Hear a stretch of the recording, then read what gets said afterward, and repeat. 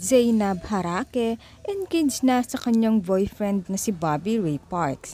Narito ang buong detalye dito sa Celebrity Talks.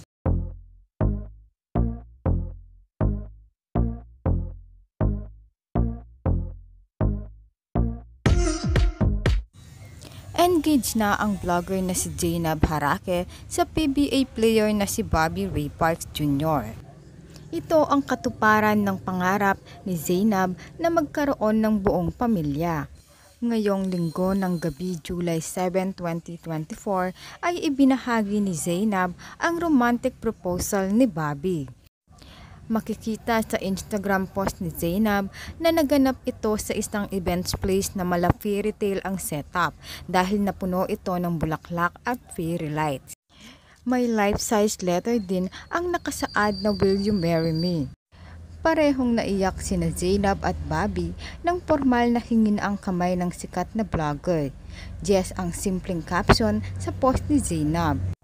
Sa vlog ni Zainab ay nakapost din ang behind the scene ng preparation ni Bobby para sa proposal. Humingi ng basbas si Bobby hindi lang sa mga magulang ni Zainab kundi pati na rin sa mga kapatid nito. At payag naman agad ang mga ito. Sa loob ng halos 2 taong pagiging magkasintahan ni Zainab at Bobby, nakita raw ng mga pamilya ni Zainab kung gaano kamahal ni Bobby si Zainab.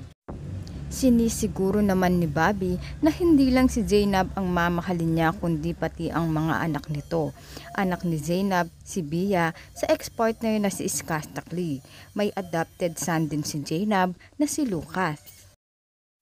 September 2022 nang unang kinumpirma ni Zainab na may bago siyang karelasyon pero hindi pa niya pinapangalanan si Bobby noon.